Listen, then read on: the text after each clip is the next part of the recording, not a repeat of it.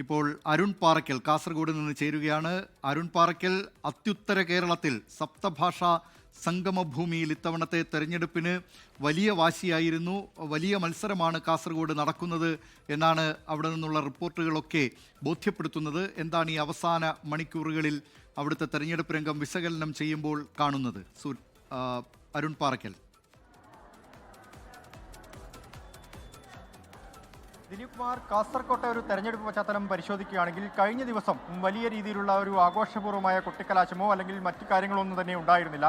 പക്ഷേ കാസർകോട് അടിയൊഴുക്കുകൾ ഉണ്ടാകുമെന്ന ഒരു മുന്നറിയിപ്പ് ലഭിച്ചിട്ടുണ്ട്. മുന്നണികളെല്ലാം തന്നെ വലിയ രീതിയിലുള്ളൊരു ആശങ്കയിലാണ്. പ്രത്യേകിച്ച് ഈ ഗ്രാമപഞ്ചായത്തുകൾ കേന്ദ്രീകരിച്ചാണ് ഏറ്റവും കൂടുതൽ അടിയൊഴുക്കുകൾ നടക്കാനുള്ളൊരു സാധ്യതയുള്ളത്. 38 പഞ്ചായത്തുകളാണ് കാസർഗോഡ് ജില്ലയിൽ ആകെയുള്ളത്. ഈ 38 പഞ്ചായത്തുകളിൽ 19 പഞ്ചായത്തുകളായിരുന്നു 2020 തെരഞ്ഞെടുപ്പിൽ LDF വിജയിച്ചത്. പക്ഷേ ഇത്തവണ LDFന് ഈ 19 പഞ്ചായത്തുകൾ നിലനിർത്തുക എന്നത് വളരെയേറെ ദുഷ്കരമായ കാര്യമാണ്. മറ്റൊന്ന്, UDFന്റെ ഒരു അപ്രമാദിത്വം പല പഞ്ചായത്തുകളിലും ഉണ്ടായിട്ടുണ്ട്. കാസർഗോഡ് ജില്ലയുടെ വടക്കൻ ഭാഗത്തേക്ക് പോവുകയാണെങ്കിൽ അവിടെ മതം രാഷ്ട്രീയത്തെ നിയന്ത്രിക്കുന്ന ഒരു സാഹചര്യമുണ്ട്. പ്രത്യേകിച്ച് ഈ മഞ്ചേശ്വരം, കുമ്പള, അതുപോലെ തന്നെ കാസർഗോഡ് മുനിസിപ്പാലിറ്റി തുടങ്ങിയ കേന്ദ്രങ്ങളിലൊക്കെ തന്നെ ലീഗിനും അതുപോലെ BJPക്കും വളരെയധികം സ്വാധീനമുള്ള സ്ഥലങ്ങളാണ്. ഈ 8 പഞ്ചായത്തുകൾ, ജില്ലയിലെ 8 പഞ്ചായത്തുകളിൽ UDFന് ഒരു അംഗം പോലും ഇല്ലാത്ത പഞ്ചായത്തുകളുണ്ട്.